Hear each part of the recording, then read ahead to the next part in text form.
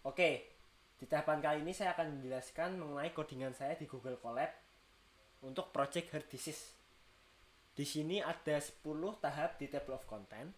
Tahap yang pertama adalah pengumpulan data, kedua menelaah data, yang ketiga memvalidasi data, keempat menentukan objek data, lima membersihkan data, mengkonstruksi data, ketujuh modeling, kedelapan evaluasi, ke-9 deployment menggunakan Streamlit, dan yang terakhir adalah kesimpulan. Oke, kita mulai dari tahap pertama yaitu pengumpulan data. Dalam tahap ini, dataset diambil dari web uji mengenai heart disease. Berikut adalah websitenya, nanti akan saya berikan linknya di deskripsi.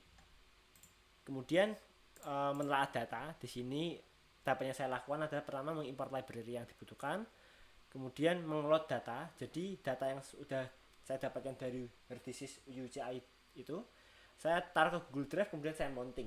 Jadi saya mounting dan saya hubungkan ke Google Colab ini. Kemudian saya panggil, ini datanya masih berbentuk seperti ini ya. Datanya masih seperti ini bentuknya, masih sangat-sangat berantakan, belum diproses. Ini data mentahnya seperti ini. Makanya kita proses. Pertama kita akan bentuk menjadi data frame bentuknya, seperti tabel-tabel seperti ini. Kemudian di sini juga menghilangkan kolom yang tidak dibutuhkan, seperti kolom ID ini tidak dibutuhkan, ini dihilangkan. Kemudian masuk ke tahap yang ketiga yaitu memvalidasi data. Di sini intinya memahami isi dari dataset tersebut. Di sini menghilangkan nilai null value. Nah, null value ini dilambangkan dengan angka min 9.0.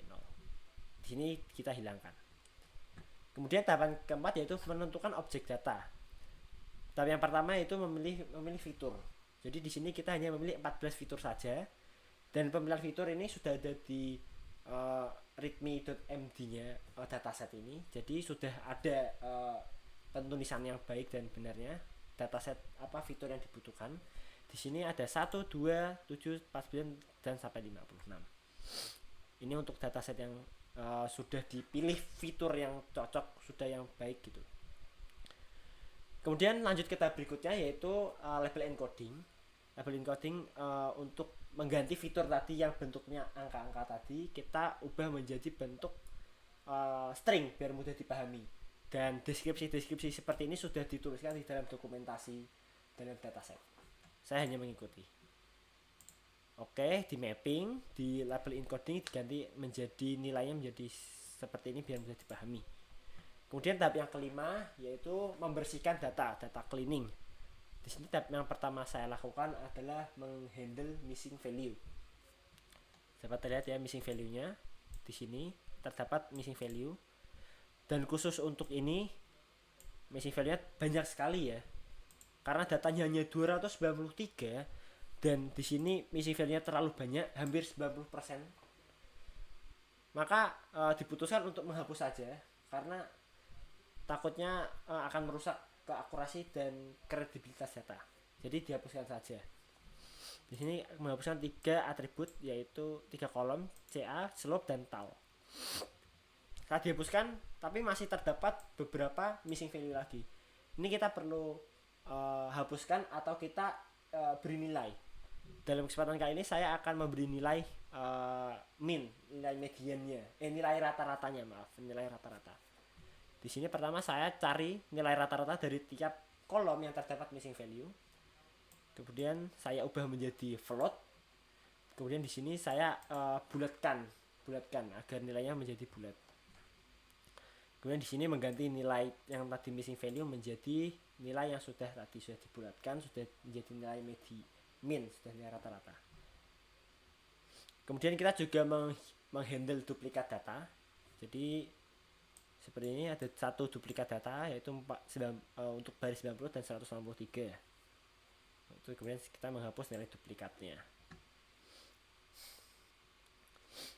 Kemudian kita dalam tahap ini juga melakukan korelasi analisis untuk mengetahui korelasi antar kolom dengan label seperti itu.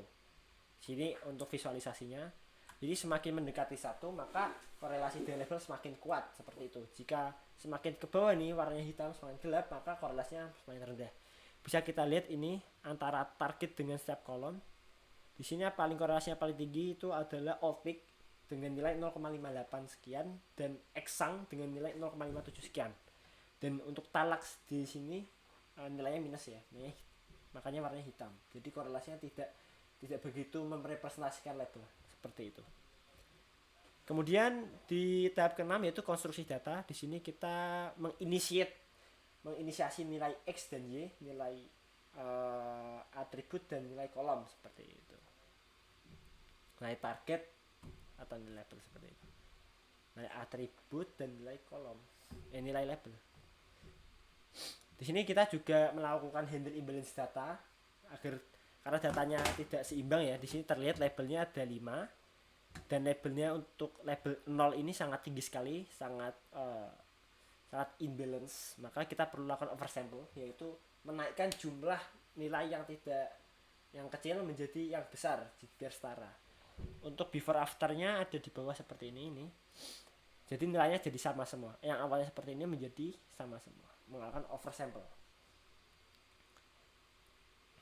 Setelah itu melakukan data scaling, yaitu menskalarisasi data. Bisa dilakukan dengan normalisasi dan standarisasi. Di sini dilakukan normalisasi. Terlihat ya. Dilakukan normalisasi. Agar datanya ini skalanya sama seperti itu. Rentangnya sama. Setelah itu kita lakukan menginisiat nilai training dan nilai testing.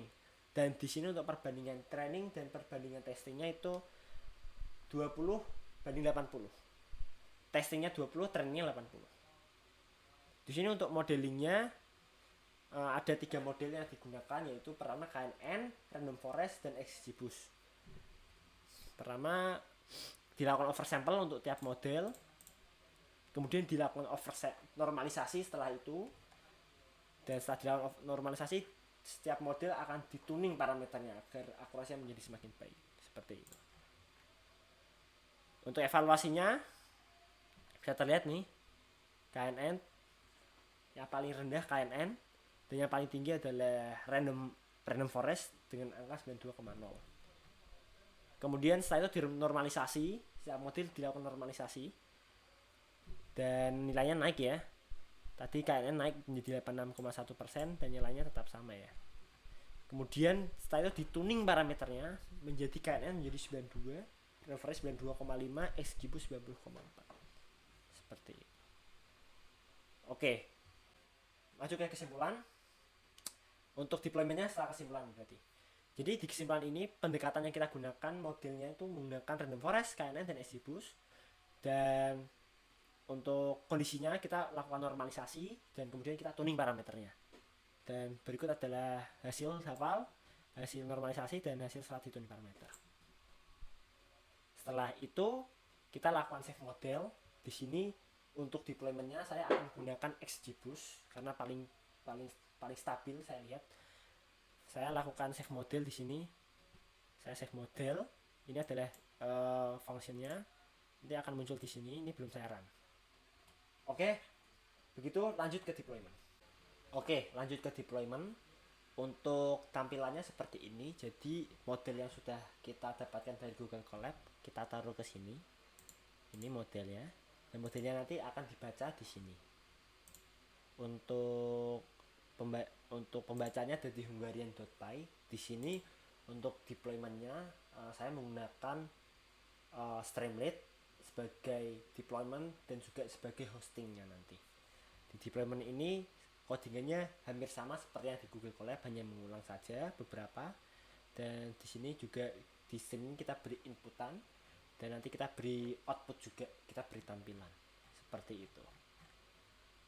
Dan berikut adalah tampilan interface dari web Hungarian Hard Disk yang sudah saya deploy dan sudah saya hosting di Streamlit. Dan ini adalah tampilannya. Untuk URL-nya nanti akan saya kirimkan di deskripsi bawah. Untuk inputannya sama seperti di Google Colab sudah saya samakan. Untuk prediknya bekerja dengan baik. Di sini healthy contoh.